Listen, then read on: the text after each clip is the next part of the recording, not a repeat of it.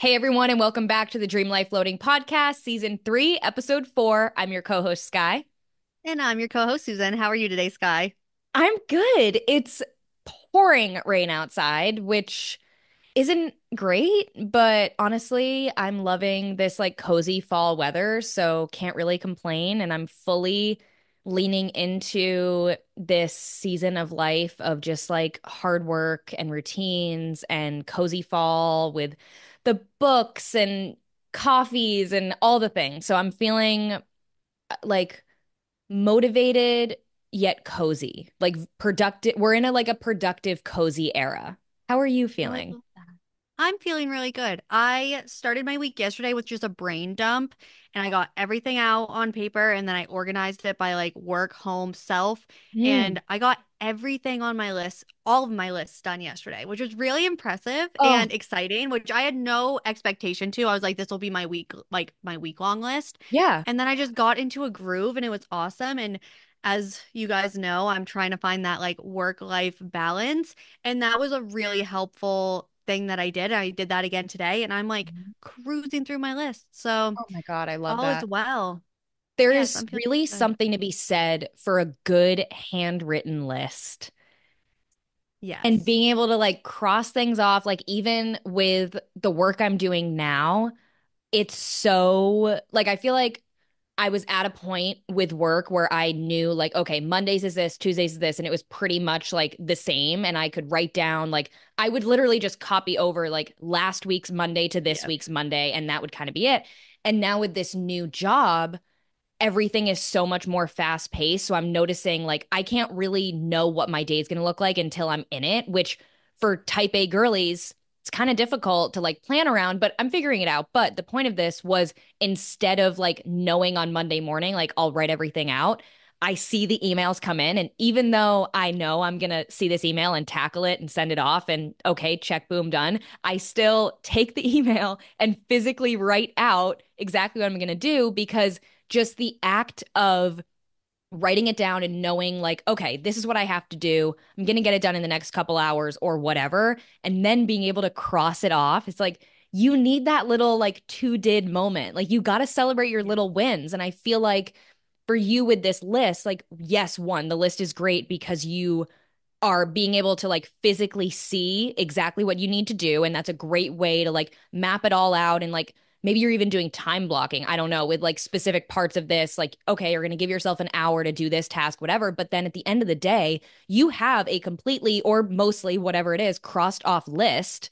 And you can celebrate those little wins. And that's so important with you specifically trying to figure out this work life balance. It's like, look at everything you got done today. Look at everything you're doing. Like celebrate everything you're doing because it feels like you're not giving enough to work. You're not giving enough to motherhood. You're not giving enough to being a wife. Like you feel like you're feeling this guilt for having so many different hats and not being able to tackle everything in every category of your life. But this Mhm. list is allowing you to see, no, I am doing everything and like I'm doing everything and more. And I deserve to pat myself on the back. Exactly. It's been so nice and like rewarding. And it's just one of those things that it's not even the satisfaction, but it's just like you can breathe almost. You know what I mean? Like it just like, Yes. yeah, No, a very, very. list. I mean, we've always been list girlies, but like there are so many benefits to a physical list. And if you're someone that's like feeling a little bit frazzled or feeling like, oh man, I keep forgetting or whatever, just make a list. Like it's literally so simple. Or even make a to did list. Like if you're not a list person, you're like, oh, like which I use my online calendar too. Like I definitely use both, where I know we both do. But even if you're someone that's not a list person, at the end of your day, take 5 minutes and journal and list out everything you did that day.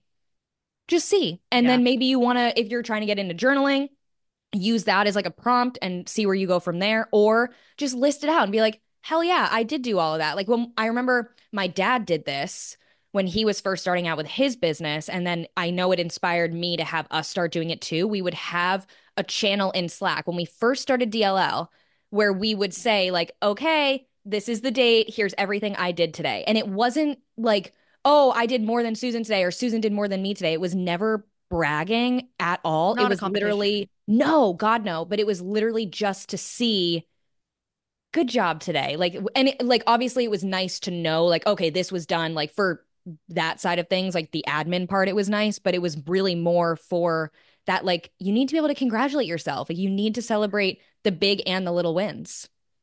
You can't bring up like old DLL like that because now I'm nostalgic. I'm like, I I want a know. DLL sweat set. I know. It is like there are so many parts like, and we lived in an like a different apartment when we first started DLL, so I'm just thinking Me back to too. like sitting in my like very very very dark uncomfortable corner that I but like you find yourself being nostalgic for the things that in the moment you're like, You hated. I hate this. Right.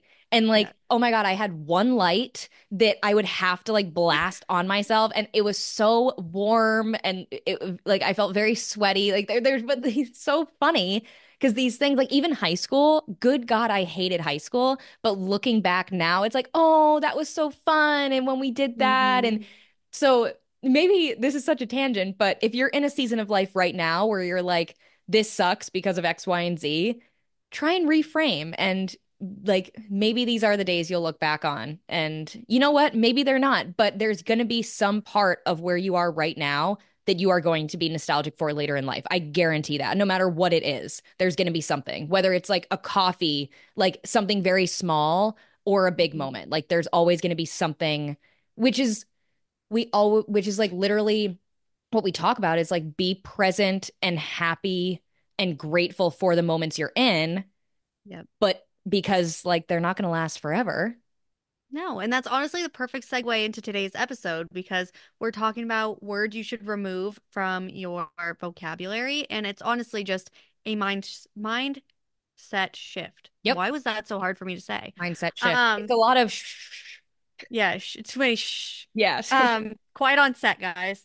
So we're talking about words to remove from your vocabulary and how to. I have ones to replace them with. I don't Yep. know if I that's how you did. made your list. Yeah, I also did phrases. I don't know if you did too. Yep. Okay. I was gonna tell you ahead of time, like, hey, I'm gonna do some phrases. And I'm like, you know what? We're just gonna see what happens. But I feel like we've talked about this because we talk a lot about like, oh, shift your mindset, like change your mindset, whatever. And we often talk about like ways to shift your perspective and blah, blah, blah. And I know there was one prompt in the summer challenge that specifically talked about should, which was the Yeah. first on my list. Which we were saying in this prompt for the summer challenge, it was like, was it specifically to remove the word should? And yeah, it was remove Yes, the word because should. I remember when I read it on the Excel sheet, I was Yep. like, how are we supposed to, and I was also very pregnant and very unhappy with life. I was like, how are we supposed to demonstrate this? And then you made the graphic for it, and I was like, wow, I think it ended up turning into one of my favorite days. And so So the we loved it. graphic showed like how to replace the word, like list Yep. words that you can use instead of using should. Tangent again, but you were talking about pregnancy. You literally posted a TikTok a couple weeks ago being nostalgic for pregnancy, which is I hilarious because know. you hated being I know. pregnant. So Hated it. It's just because another note. your brain bamboozles you Yes. and you forget it completely. And I think also now, this is again my brain, I think the biological brain just being like, do it again. But it's like I now know what to expect and like what I will get at the end. And I'm like, oh, I'm gonna love it the second time around. But I'm also determined to enjoy it the second time around. So we'll see. But that is not a series that we're starting anytime soon, No, guys. So you're gonna have to stay tuned for that. no, thank you. It's not time. So no, no. Okay. How do you want to do this? We already talked about should. That was my first word. Um, I What's feel your like we're favorite word on your list? oh oh okay, this is one that this was not something I originally was going to include, but then I saw it when I was doing like quote unquote research for this. And it's something that I catch myself using, especially when I edit back the podcast. I'm like, Skylar, stop. And it's the phrase, if that makes sense. I've never even thought of that. Yeah. And I do it. I literally noticed we were having a discussion on episode 2 of this season. And I like said something, and like in my head, I was like, oh, this is so eloquent. Like, I blah, blah, blah. And then I finished this rant and I go, I don't know if that makes sense. And it's like, why diminish myself like that? Like, I just said these things that I Right. was so proud of thinking of and saying, and then I immediately put myself down by assuming that the words I say don't make sense. And as someone who talks to you all the time, you always make sense. I don't And think even I've if I ever, don't, like, right, right, figured out. Like, yes, it's if someone not has a question, they will ask. exactly. Yes. And I think with a lot of my words and phrases here, it's putting a connotation on yourself that's negative, but also on the people you're speaking to. Like, don't assume the people you're speaking to are stupid. Like, why am I going to Yes. tell you, like, oh, that probably didn't make sense to you? Like, that's terrible. Like, I, obviously, you're an yes. adult, you're a human being with intelligence. Like, you know the words that I'm saying. Like, so yeah, if that makes sense, I'm going to be very cautious of removing that phrase from my from my speech, my Well, vocabulary, thank you for bringing that up because that is one that I use too that I never even thought of. I right? really appreciate that. Yep. Mine is sorry. Yep. I'm I done have that. apologizing unless I'm actually apologizing. Mhm. And in which case, I will probably not use the word sorry. I'll probably use my sincerest apologies. You know what I mean? Yes. Yep. I had said, Um, I'm sorry is something I'm removing when it's not my fault, when I'm not actually sorry, or when I'm asking a question. I am so bad at this, like, especially at work. I'll be like, hey, sorry. And especially just starting a new job, I'm mhm. constantly like, not knowing things, but I have to remind myself I'm not expected to know everything, nor am I ever. Right. Like this could be year 5 at this job and like you're always expected to be learning and whatever. But I'll constantly be like, "Sorry for asking this," but it's like now I'm allowing that person to be irritated by the words that I'm about to say. Yep. 1000%. And you can replace sorry with thank you. Ooh, love Anytime you want that. to say sorry, just say thank you. Like, thank you for your time. Or just, I like to do it at the end, but like anything that you are asking, especially I find that thank you. And it gives you, like, it establishes like a respect thing almost because you're not like, not, I'm not saying that if you're like apologizing that you're a timid and weak person by any means, because I do this too. But Yep. I feel like you come across stronger when it's, I need X, Y, and Z. Thank you. Instead Yep. of like, I'm so sorry. Can you please get me X? Like, you could still say please. I don't want to say like Yes, we're not using yes. manners here, but like, I don't know. It just has a different connotation of saying thank you versus apologizing for Oh, something you for don't need to sure. apologize for. Like I'm thinking of an example of like I'm so sorry this is late blank. Instead, thank you for your patience. Here's Yeah. the below, whatever. But Yeah. yeah, it's and I think if you don't immediately put sorry on something, there's less of a chance of people responding negatively to it. Like let's say this Yes. assignment is 2 days overdue or whatever overdue and you say, "Oh my God, I'm so sorry." Like this is making me think of I don't know if I've talked about it on the podcast before. Cut me off if I have, but it's the rule, the something about 2 coins. I don't remember the exact phrase, but you have 2 coins in customer service. Have I talked about this before? We've talked about it, but I don't remember when. It was a long Okay. time ago, I think. Might Um, maybe season one, honestly. okay, so it's specifically used with customer service, but it can be used like I use this thought process whatever in so many facets of my life. So you have 2 coins. The customer picks up 1 coin and then whatever coin is left is the coin that you the business whatever pick up. 1 coin is that it's not that big of a deal at all. Everything's going to be fine. The other coin is this is the biggest deal. This is the biggest thing that's ever happened and I'm going to make such a big stink about this. So, if I the customer pick up the if I sorry, what am I? The employer. If the employer picks up the this is the biggest deal in the world card and I'm like, "Oh my gosh, I'm so thank you for your patience. I know this has taken forever. We really appreciate you. I know this is past the deadline, blah blah blah." Then the other coin to pick up is the no big deal at all. It's all good. But if that's in reverse and I immediately come out as the boss or the employer or whatever and I say like it's fine, it's all good, like it's a couple days late but like you got it, it's all going to be good, then you're going to pick Sorry, no up big deal. sorry no big deal, then you're going to pick up the this is the biggest deal, why did you not like care about this, why did you not put time and energy into it. So I know we kind of had a tangent on that one, but it is just like the connotation and the words you choose. I think that's kind of like the theme of this whole episode is like the words you choose have so much power, and we have the ability to choose the power that we want to give off with them. So why wouldn't we Yes. give off the best, most positive, factual context that we could possibly give? Absolutely. And coming off of that is one of my other big ones is failure, replacing failure with learning.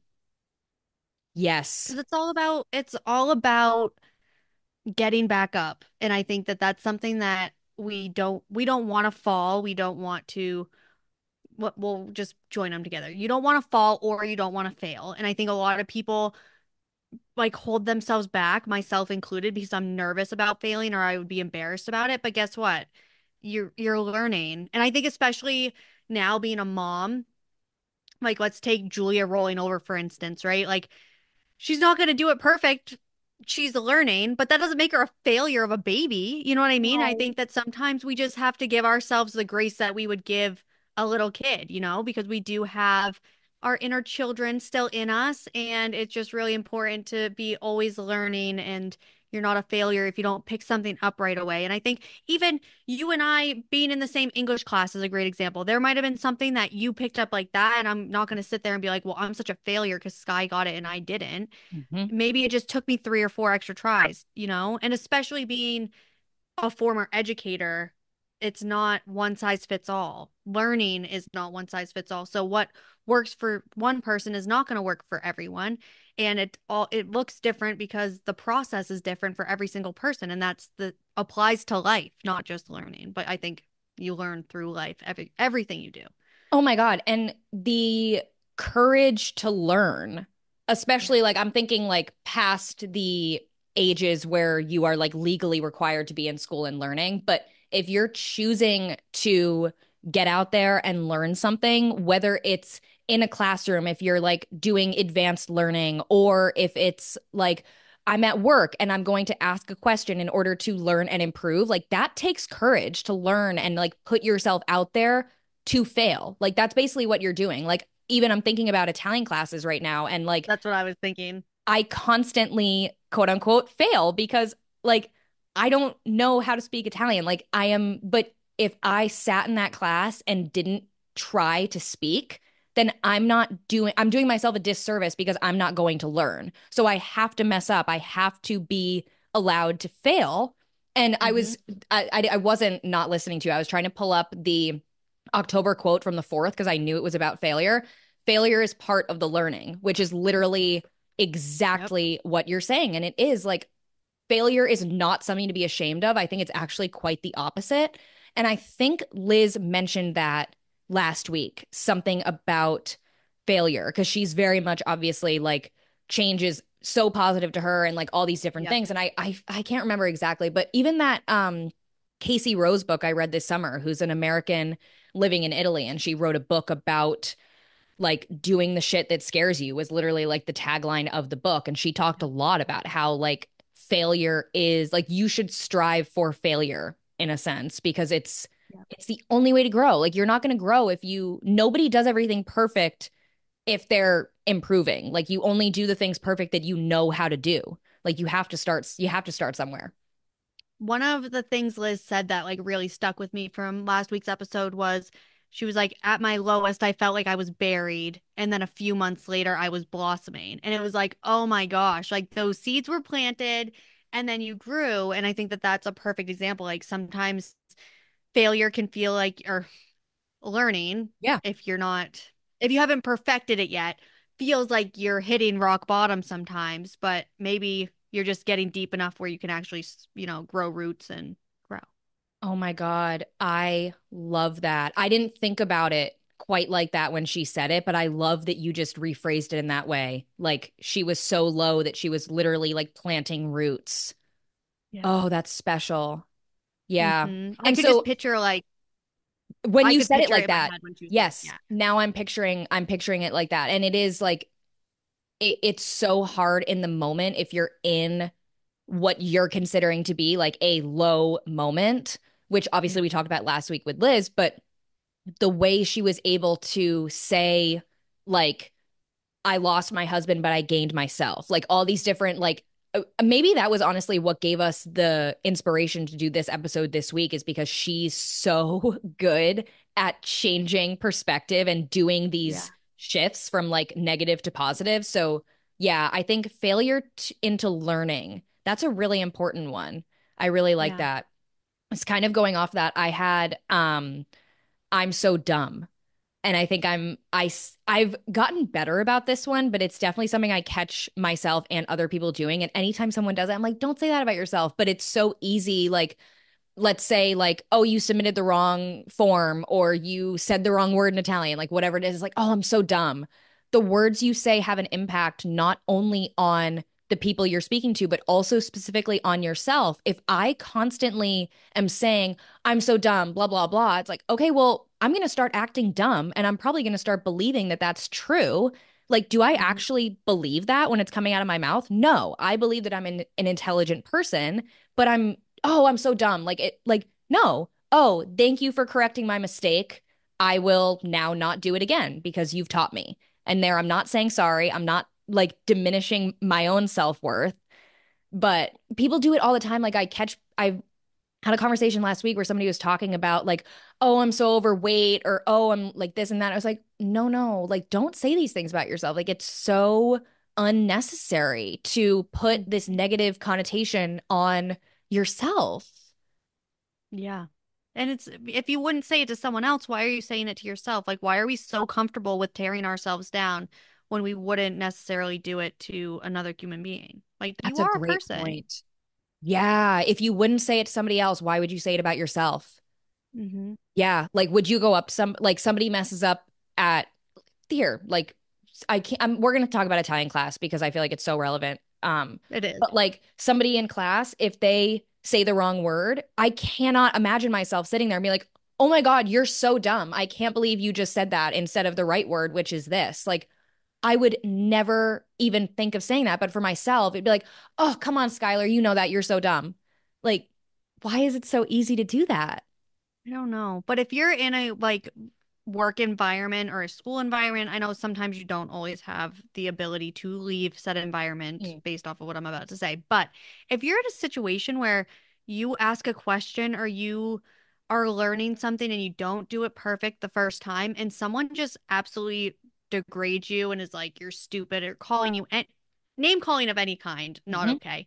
But if they're upset with you for learning, you're not in a learning environment. No. That's not where you're going to grow. So Mhm. it's okay that if that's not a fulfilling or welcoming environment, it's okay to look elsewhere to like where you're going to grow. Yes. I have been doing this with this Italian class specifically, but I've also done it just in other places in my life, especially in the past couple of years. You get to choose how people are going to perceive you up Yep. to a certain extent. People are going to make their own decisions just as if you would with other people. Like we're all going to come to our own conclusions, but like on the surface, for example, if I walk in somewhere and I'm very timid and I'm speaking down about myself and like I'm coming across as shy because that's what I'm portraying to the world. So people are going to perceive me as like shy, not friendly, maybe like not outgoing, not open to conversation, whatever of that whatever they're going to come to versus like Italian class for example, if I walk in and I'm willing to make mistakes and I laugh at myself and like I'm going to laugh at myself but I'm not going to put myself down and I'm going to be like, "Oh, okay, like thanks for correcting me on that." Like moving on, people are going to perceive me as somebody who's willing to make mistakes, willing to laugh at themselves and like brush it off and have confidence to make mistakes. That's how you're going to be perceived. So I think that's a really important distinction too, is like you have the power to decide how, like, why would you put yourself in a position where other people are going to think about you in a way that you don't even think about yourself? Exactly. That, yeah. I You want to do more had words or phrases? um just this was one that wouldn't have originally been on my list, but I saw it and I was like, "Ooh, this is good." And I think just like, hey, just checking in, wanted to see how you were doing versus, hi, I'm checking in on you. I wanted to see how you were doing. Mhm. Such a small difference, but for some reason, it makes the biggest difference. Like, Just as a oh, minimizer, yes, just to stay exactly. at, just a wife, just a stay-at-home mom, just Oh, I didn't even think about that. just working part-time, just little social media influencer. Like it's a minimizer. Oh man, I do this all the time. Oh, the way you just said that. Yes. Someone said to me, I don't remember the exact context, but I do remember the wording, and it was like, "Oh, well, so you just want to be a stay-at-home mom?" And I was like, "Yeah, I do want to be a stay-at-home mom. There's nothing, I wrote a poem about it in my new book, actually. There's nothing just about being a mom or a wife or an employee or whatever you are. There's nothing just about you. Like, Oh you're a man. whole person." And I would love to see anyone saying just a stay-at-home mom walk a day in their shoes because Mhm. that shit is hard. Yep. Oh my God. Wow. Just, yeah, think about all the times where we diminish. It's such a minimizer. Oh my God. Yeah. And You just doing your podcast, yep. like it's, oh, it just makes everything smaller. Yep.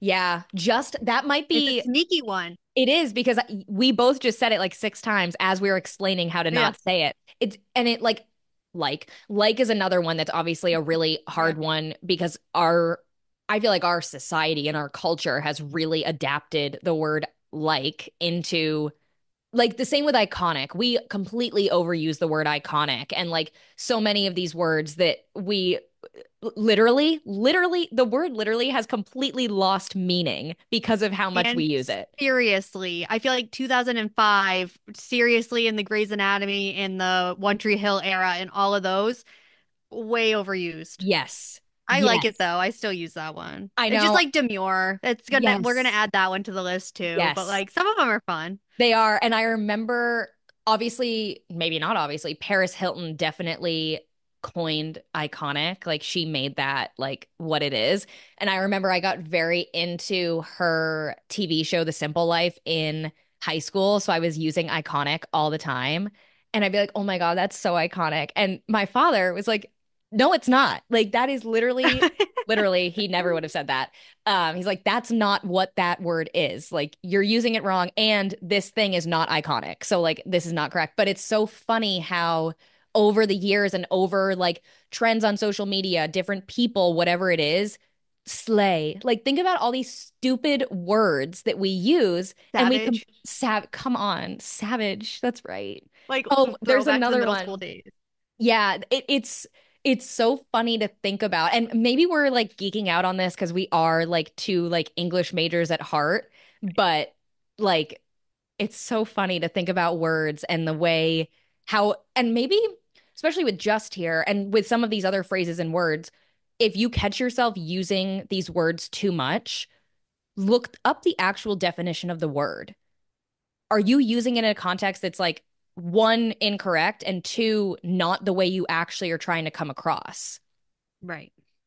Yeah, just that's, I'm going to hold on to that one because that's minimizing ourselves and then minimizing others. That could, like, if you say to somebody, like, oh, you're just a stay at home mom, or someone said it to me, um, recently with something like, oh, so you just work part time or something. And it was like, you don't realize how much these words mean. And you don't realize, like, I realized I was like, oh, that kind of rubbed me the wrong way. But until you really like pick apart that sentence and understand, like, oh, this hurt me. And here's why. Like, oh, you really minimized me. And you know what? You probably didn't even mean it. Because so many of Hmm. us included, don't take the time to really think about the words we're saying. Yeah, I think we just spew out of our mouths sometimes Oh, without we love even, to yap. Oh my we God. love to yap. Yep. Too much. We're all yappers. Go with a phrase. Let's do a phrase. I feel like a lot of these are similar to what we've already. I'm not ready, Ooh. and there's no better time than now. And I think we have touched on this across probably a bunch of episodes, but the opportunity wouldn't be with you or at your disposal if you weren't ready for it yet. You just need to get over the fear to get there. And I think that that's just it goes back into change and comfort zones and all of those things. But it wouldn't be there if you weren't ready for it. No one's going to offer you a job you might not be qualified for, but they're not going to offer you a job if they don't think you can do it. Yep. And I think that that's a really good example. Like if someone else, not that you need external validation, but if someone else believes in you, then you have no reason to not believe in yourself. Yep. It's the quote from Rocky Horror Picture Show, if you can dream it, be it. And I think Mm, if you can, if you have the ability to either dream up or think of or be presented something, that's not like it's not a coincidence. Like it's it's not there random. for right. It's not random. It's there for a reason. If you and I think dream life loading is like kind of the basis of this. Like if you have the ability to which we obviously are very big into manifestation, if you can manifest and physically think about what you want, it proves that you have the ability to make it happen. Yes. Like it's not out of the quest. It's not out of the picture if you can literally picture it. Absolutely. And if there's something that you desire, but you can't necessarily picture it, you have access to things that can help you picture it. Like I know my husband and I are a great example of this. Chris cannot picture anything further than what is right in front of him. When we looked at our house for the first time, I was like, I could see past the wallpaper. I could see our furniture in this place. I could visualize that. Yep. And he was like, I can't, like, until our stuff is there, I can't see it. Until you take this wallpaper down, I cannot, like, visualize it. But there is access to resources that can help you visualize it, whether it's a Yeah. vision board or ChatGPT putting in what you want and asking it to give you a day in the life, something like that. Like there are ways that you can create those images in your head. And I mean, even one step before that, you and Chris wrote out and designed the exact house you wanted, and then Yeah. it landed in your lap. Like, Literally 2 months later. We spent New Year's Day arguing and drawing with pencils on paper what we wanted our house to look like. We found blueprints to do a build. And then I remember think I voice memoed you in like the first week of March and I was like, we have these blueprints on our on fridge the and I just feel fridge like we're not getting anywhere with this in our first apartment. And then literally like that a week. matter of less than, yeah, a week later, we are standing in our home, put in an offer that week, and then within 30 days are moving into our first home. Like it's crazy. And that is like one of those dreamt up Right. situations. Yep. Um, And this was, I but mean, this house situation, like, this was meant to be your house. And there's so many reasons. Like, we don't have to go into all of them today because it's quite another tangent. But it's a tale. this isn't going to happen for every situation. Like, we're not going to sit here and tell you, like, oh, just draw what you want and it'll come to you. Like, Right. sometimes it does happen, but they're also like, let's be realistic here. There's a lot of work that goes into that. To go back to And last week's sacrifice. episode, too, so much sacrifice. Think about Liz. On the surface, Liz was at one point, and then now is at another point where she is thriving and is the happiest she's ever been. You see the surface and you're like, oh my God, Liz, you're thriving. Like, so good for you. Like, everything worked out. But if we look, like, I'm thinking of like the iceberg pictures where you see like the tip of the Yeah. iceberg. But if you see all of Everything the underneath. everything underneath, the amount of work and time and processing, and she put in and still does so much work to be where she is with her career, but also mentally putting herself in a situation where she can thrive the way she is now. So I think we can, if you can visualize it, that's step one. And then you can prove to yourself that you have the power to make it happen by doing all the other things to get there. But visualizing is such a great way to know that you can. It's almost like the universe confirming, like, yep, you're on the right path. This is what you want. Now we can see it. Now, like, go make it happen. That was a perfect way to wrap that one up. Don't is my next one. That And is one I did not have on my list. really, I um, thought our lists were going to be so similar. me too. I'm so happy of how not similar they are Yes. because it's made for obviously an even better conversation. But yeah, the universe doesn't hear the word don't. So I should have written down an example. Like, oh, I don't have enough of this. Like, I don't have I guess I'm really thinking like with have. Like I don't have a partner, I don't have a house, I don't have the job I want, all this and that. Like that's not what you want to be putting out there. Like try and flip that and say like I'm working towards buying my dream house. I'm like all these different things you can flip the connotate the context to be Hmm. working towards something or something that you do have instead of just constantly putting the don't out there because the universe is going to make whatever you put out there happen is the concept with this. So if you're constantly saying don't, none of this is going to happen. Does that make sense? Oh, see, there It I go does make again. sense. There I go again with does it make sense? But that one was actually like, That was hard. see, it's tough. It's tough. I'm trying to think. There's actually a law of what you just described. Okay, this is good because this is going to help actually explain this. I think we need to do our next episode on the 12 laws of the universe. But Ooh, okay, so there's two of them that this relates to. perfect. Law of relativity, which states that everything is relative because we all perceive reality in our own way. Prioritize inner peace over defending the truth because truth is relative, and I think that that does apply to Hmm.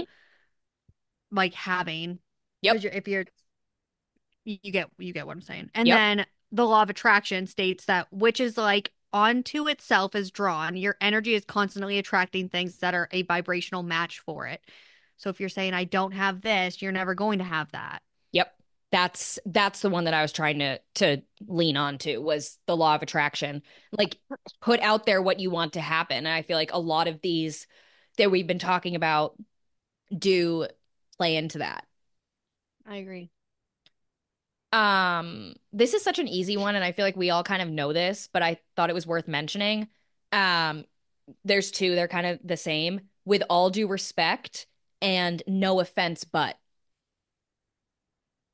My one of my mentors in high school always said, stop using the word but because you're erasing everything you just said before it. Yep, So if you're saying, oh, I really like this, but then you didn't like it. And if you're saying, I'm really sorry, but then you're not really sorry.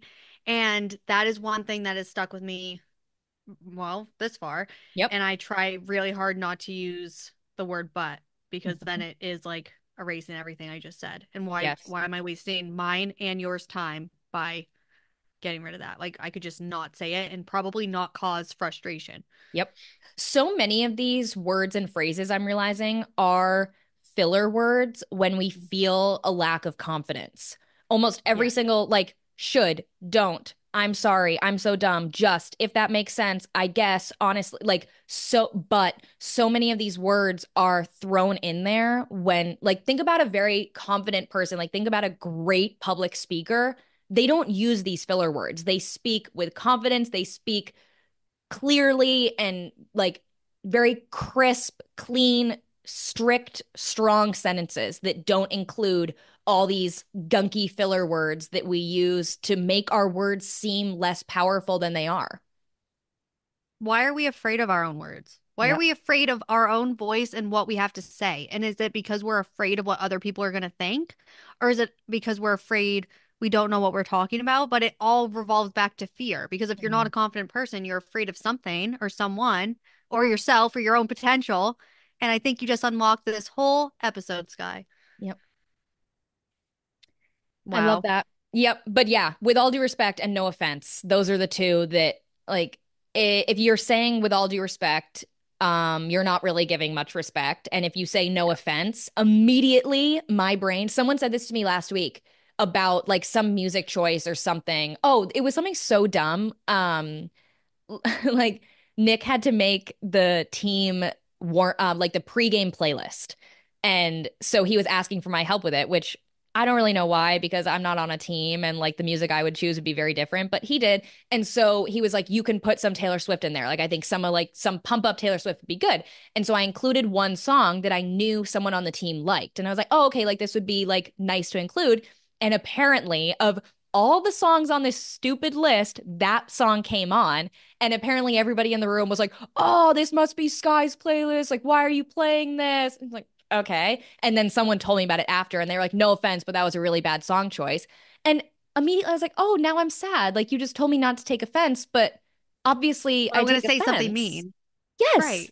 Right. Like, Just don't, I mean, if you say no offense, you're prefacing the fact that you're about to be mean. And I think you yes. could And you just be know you're going to be mean mean. and right. You could just be mean and it would be much more subtle to just be to the point Right. than to be like, you can't feel anything after Yes. me being mean to you. That's You're what it is. It's taking permission to away be mean. you're taking away my ability to choose my emotion, my reaction to what you're about to say to me, which then Right. makes me more upset and makes me want to have a reaction that now you're not now you're telling me I shouldn't have. Right. Like if they had just said like, "Oh, that was not the right song for the room," I'd have been like, "You know what? You're right. Like I'm not on a team, so I don't know." Like it would have been like, "LOL, Skylar, don't put Taylor Swift in the playlist." But yeah, it really is less about the words that they're saying after the fact, but the fact that they're now telling me how I need to react. Yep. Wow. Oh my gosh, I really feel like my brain is like I really, feel like I that can't speak emoji? anymore. I know. Maybe it's time to move on to our favorites. Yes, let's do that. We have to start with quotes. Okay, this is so relevant. And one of my goals all year has been to read nonfiction. And I had a goal to read 12 nonfiction books. And we are on month 10 of 12, and we're not going to hit that goal. But that doesn't mean that I just give up. I was like, I can still get back into this. So I'm Yeah. reading, I believe it's actually called The Subtle Art of How to Not Give a Fuck or something along those lines. I read that book at UNH. It's really good. And It is it's really good. so sassy. Like, if you are someone where you're like, I think self-improvement books are probably too, like, whatever for Dry. me. Yeah. Or too, like, fluffy or, like, too much about the universe or, like, whatever. This is a good one. Like, he is clearly by the title, you can tell he's a no bullshit guy. Like, this is very Yeah. much like you're going to get some real advice, and he is not nice. Like, in very often in this book, I feel like he's like yelling at me, but in like a really helpful way. But I was back into reading this, and this was not his quote. He quoted somebody else, and I didn't write down who he quoted, but it's okay. The quote is, "One day in retrospect, the years of struggle will strike you as the most beautiful." Which, when we were talking at the beginning about like being nostalgic and like, I almost wanted to just say my quote then because it is so relevant. Like, the years of struggle are the ones you're going to look back on as being the most influential.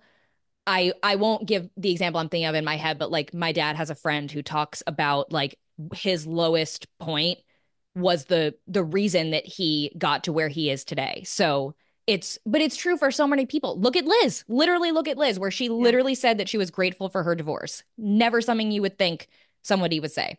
And there she was And saying it. So if you missed last week's episode, I highly recommend going back and listening to it because that conversation, like, I don't want to say it haunts me, but I think about it every day. me Like too. that I was mean, just, clearly, look, we're sitting here and we haven't been able to stop talking about it. And this is a week and a yeah, half later. yeah, very important. Yes. Um, my quote of the week is follow your plan, not your mood. Ooh, where did I Yeah. see this recently? I saw it on Pinterest and it stopped Okay. me dead in my tracks. And I was like, yes, yes, yes, yes. Especially lately, trying to find that work home life balance, which I know you guys are probably like, Susan, shut up about this whole balance. No, don't tell people how they should think. We're You're right. done. You're right. Okay, you're not thinking that, guys. You're like, tell me more, Susan. Um, so I find myself like if some part of my day goes awry or I get frustrated, and I'm like, I just get wicked upset and I'm like, I want to shut down.